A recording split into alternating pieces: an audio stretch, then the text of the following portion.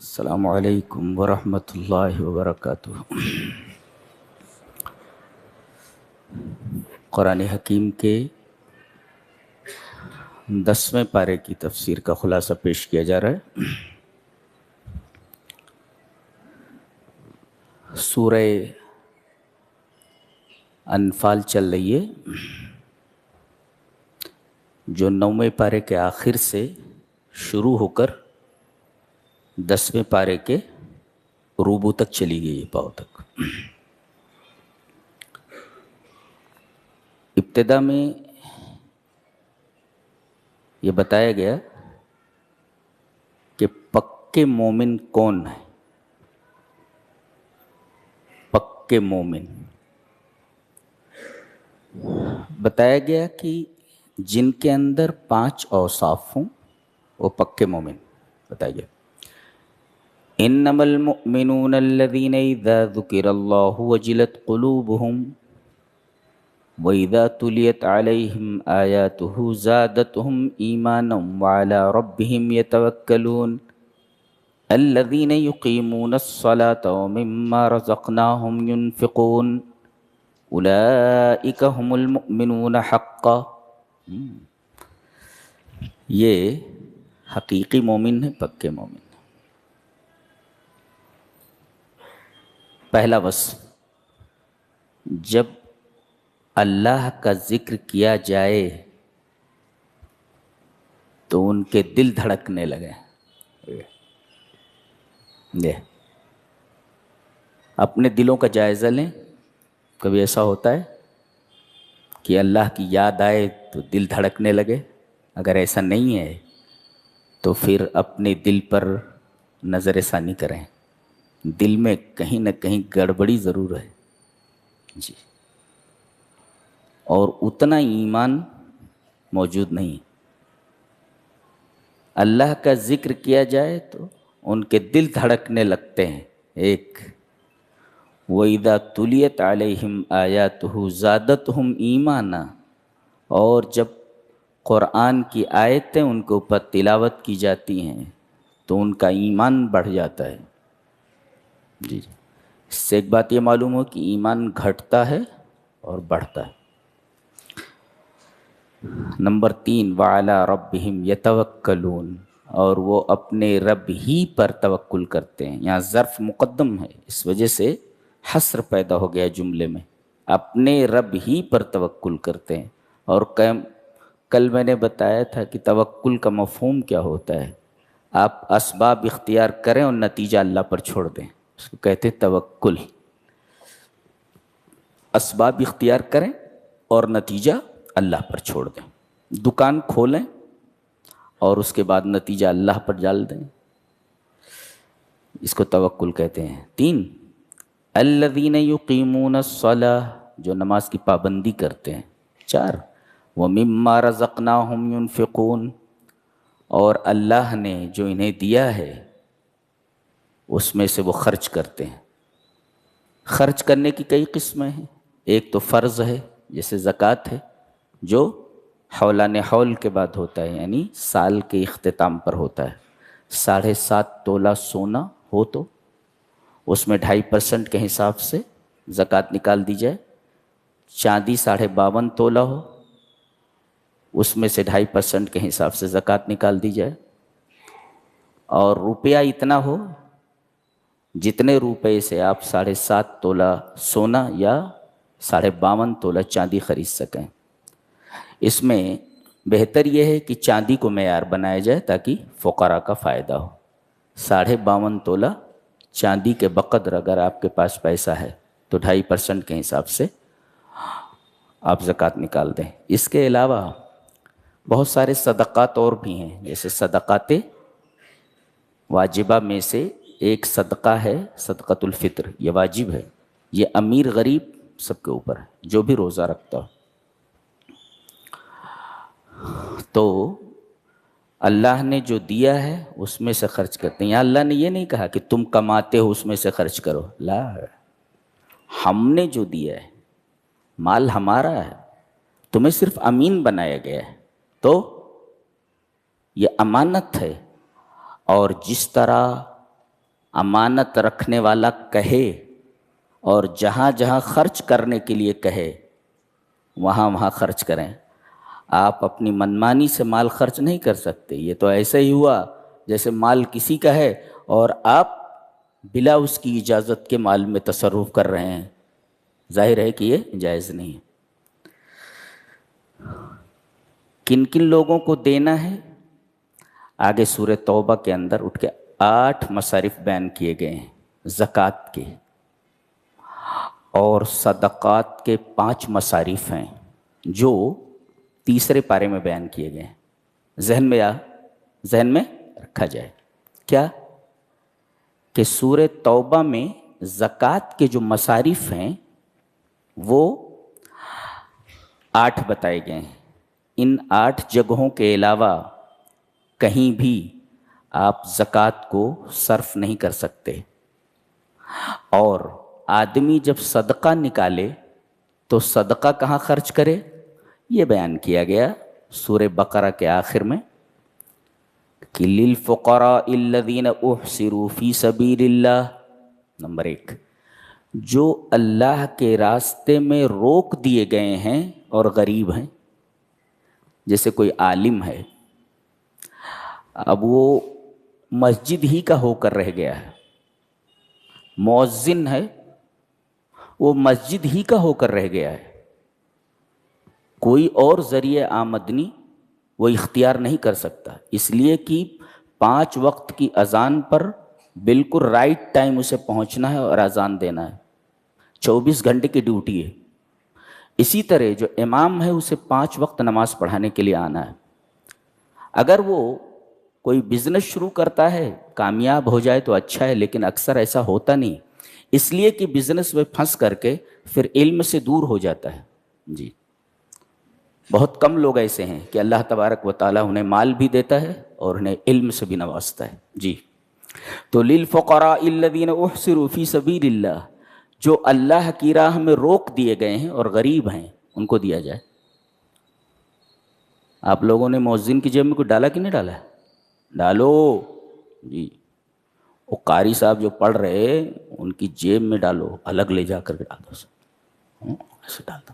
ہاں، میری جیب میں نہیں ڈالنا ہے، ڈالو۔ للفقراء الذین احصروا فی سبیل اللہ، جو اللہ کی راہ میں روک دیے گئے ہیں اور لا یستطیعون ضربا فی الارض، زمین میں چل نہیں سکتے، زمین میں چل کر کما نہیں سکتے، روک دیے گئے۔ اور یحسبہم الجاہل اغنیاء من التعفف، اور مالدار لوگ یہ سمجھتے ہیں کہ یہ مانگتا نہیں ہے تو یہ امیر ہوگا۔ یحسبہم الجاہل اغنیاء من التعفف، تعفف کا مطلب ہوتا ہے کہ وہ بے غیرتی سے ہاتھ نہیں پھیلاتا لیکن ضرورت مند ہوتا ہے، تو ایسے لوگ آپ کے صدقات کے زیادہ مستحق ہیں۔ تعرفہم بسیماہم، ان کے چہرے سے ان کو پہچان لوگے کہ یہ صدقے کے مستحق ہیں، غریب لوگ ہیں۔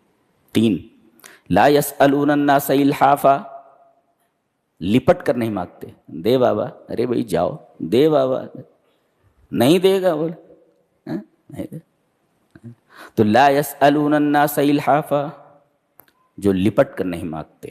جی، یہ 5 قسمیں ہیں جن کے اوپر صدقات جو آدمی اپنی مرضی سے نکالتا ہے وہ خرچ کرے، اور جو زکوٰۃ واجبہ ہے وہ اپنی مرضی سے نہیں، وہ اللہ کی مرضی سے نکالا جائے۔ جی، وہ ضروری ہے، فرض ہے، اور اس کے مصارف بھی بیان کر دیے گئے ہیں۔ جی، تو اگر یہ 5 چیزیں کسی کے اندر پائی جائیں، اللہ کا ذکر آئے تو دل دھڑکنے لگے، اللہ کی آیتیں تلاوت کی جائیں تو آنکھوں سے آنسو بہہ پڑیں، ایمان بڑھ جائے۔ ایمان بڑھنے کے کیا مطلب ہے؟ قرآن پڑھا جا رہا ہے اور آدمی رو رہا ہے، اللہ کی یاد آئے تو آدمی کا دل دھڑکنے لگے، اور جب اللہ کی آیات تلاوت کی جائے تو آنکھوں سے آنسو جاری ہو جائے۔ ایمان بڑھنے کا یہی مطلب ہے نا، کچھ اثر پذیری کا اظہار ہونا چاہیے نا۔ اور اپنے رب پر توکل، نماز کی ادائیگی اور اللہ کی راہ میں خرچ۔ اگر یہ پانچوں چیزیں پائی گئیں، پانچ اوصاف، اولئک هم المؤمنون حقا، یہ حقیقی مومن ہے، پکے مومن، ان کی جزا بتائی جا رہی ہے، بدلہ، لہم درجات عند ربہم، ان کے رب کے پاس ان کے درجات ہیں، ایک درجہ نہیں، کئی درجے ہیں اللہ کے ہاں، اللہ ہی جانتا ہے۔ وہ مغفرۃ، اور اللہ کی طرف سے بخشش ہے، معاف کر دے گا اللہ۔ وہ رزق کریم، ایک رزق ملتا ہے محنت کر کے، ایک رزق ملتا ہے دھاندلی کر کے، ایک رزق ملتا ہے اسے دے دیا جاتا ہے، لیکن ایک رزق ہوتا ہے رزق کریم، دیا جائے تو پوری عزت کے ساتھ دیا جائے، پوری عزت کے ساتھ، پورے اکرام کے ساتھ دیا جائے۔ جنت میں جتنی نعمتیں انسان کو دی جائیں گی پورے اکرام کے ساتھ، بڑی عزت کے ساتھ، اللہ بڑی عزت کے ساتھ دی جائے۔ رزق دیا جاتا ہے مگر رزق کریم نہیں ہوتا ہو کہ ہر چیز جو دی جائے وہ پورے اکرام اور پورے اعزاز کے ساتھ دی جائے۔ جی، یہ اللہ تبارک و تعالیٰ کی طرف سے انعام ہے۔ بہت سارے درجات ہیں، مغفرت ہے، اور رزق کریم ہے، یعنی جو بھی رزق دیا جائے گا وہ رزق کریم ہے، انتہائی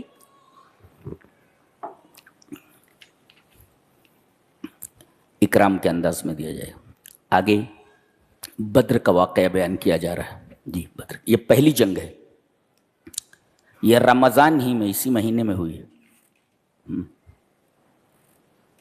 جنگ بدر اسلام کی پہلی جنگ ہے جی، اور یہ رمضان میں ہوئی ہے، اور سن 2 ہجری میں ہوئی ہے۔ اصل میں اس جنگ کا بیک گراؤنڈ، اس کا پس منظر یہ ہے کہ مکہ میں صنادید قریش کے بڑے لوگوں نے اعلان کیا کہ ابو سفیان کی قیادت میں ایک قافلہ تجارت کا شام جائے، تمام لوگ اپنے روپے انویسٹ کریں، لیکن جو اس تجارت میں نفع ہوگا وہ کسی کو نہیں دیا جائے گا، بلکہ اس پورے نفع سے ہتھیار خریدے جائیں گے، اور اس ہتھیار سے مسلمانوں سے جنگ کی جائے گی، یہ مقصد تھا۔ ابو سفیان گئے، ایمان نہیں لائے، اور انہوں نے وہاں تجارت کی اور پا لے کر کے واپس ہوئے۔ جبرائیل نے آ کر کے خبر دے دی کہ معاملہ ایسا ایسا ہے۔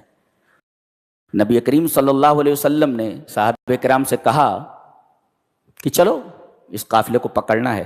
جنگ کے ارادے سے نہیں نکلے تھے، بغیر تیاری کے نکلے ہیں یہ۔ وہ کوئی 70 اونٹ ہیں، 2 گھوڑے ہیں یا 1 گھوڑا ہے، اور بے سر و سامانی کے عالم میں نکلے ہیں۔ وہ قافلہ تو نکل گیا، اسے احساس ہو گیا کہ ہمیں پکڑنے کے لیے نبی کریم صلی اللہ علیہ وسلم نکل چکے ہیں، لہذا وہ بحر احمر کے کنارے سے ہوتا ہوا وہ نکل گیا، وہ قافلہ ہاتھ سے نکل گیا۔ اب اللہ نے یہ کہا کہ ٹھیک ہے قافلہ تو نکل گیا، لیکن اس قافلے کا جو مقصد ہے کہ جو تجارت میں نفع ہوا ہے، نفع کے ذریعے ہتھیار خریدے جائیں اور اس سے مسلمانوں کو نیست و نابود کرنے کی کوشش کی جائے، وہ ہاتھی نہ رہیں جو ہتھیار اٹھا سکے، ہاتھی کاٹ دو۔ لہذا اللہ تبارک و تعالیٰ نے حکم دیا کہ لڑنا ہے اب تمہیں۔ لو، تمام صحابہ کرام حیران ہیں کہ ہم تو لڑنے کے لیے نہیں نکلے ہیں، ہمارے پاس کوئی تیاری ہی نہیں ہے جنگ کی۔ اور جب حکم ہوا تو کیفیت دیکھو، اللہ نے کیفیت ذکر فرمائی ہے، یجادلونک فی الحق بعد ما تبین، یہ آپ سے بحث کر رہے ہیں، کہہ رہے ہیں اللہ کے رسول ہم لڑنے کے لیے کہاں نکلے، ہم نے کوئی تیاری نہیں کی ہے۔ اور ادھر ابو سفیان نے خبر دے دی تھی کہ اس قافلوں کو پکڑنے کے لیے محمد اپنے ساتھیوں کے ساتھ مدینہ سے نکل چکے ہیں صلی اللہ علیہ وسلم، لہذا 1000 کا لشکر جرار، مسلح فوج، تمام جنگی ساز و سامان سے لیس مسلمانوں سے مقابلے کے لیے آ گئی، اور بدر میں دونوں کے دونوں آمنے سامنے ٹھہر گئے۔ مسلمانوں کی کیفیت دیکھیے، تیاری نہیں ہے نا، کأنما یساقون الی الموت، گویا کہ انہیں پھانسی کے پھندے پر لے جایا جا رہا ہے، یہ کیفیت بتائی جا رہی۔ کأنہم یساقون الی الموت، گویا کہ انہیں موت کی طرف ہانکا جا رہا ہے، پھانسی کے پھندے پر لے جایا جا رہا ہے، اس قدر پریشان ہو گئے ہو۔ اللہ نے فرمایا نہیں، لڑنا ہے، لڑنا ہی۔ صحابہ کرام ٹھیک، تیری رضا، تیری رضا۔ اسی وجہ سے تمام صحابہ کرام میں بدرین کا مرتبہ سب سے بڑھ کر کے بخاری شریف میں ہے کہ اللہ تعالیٰ نے بدری صحابہ کے اوپر بدر میں عرش سے جھانک کر کے دیکھا، اللہ،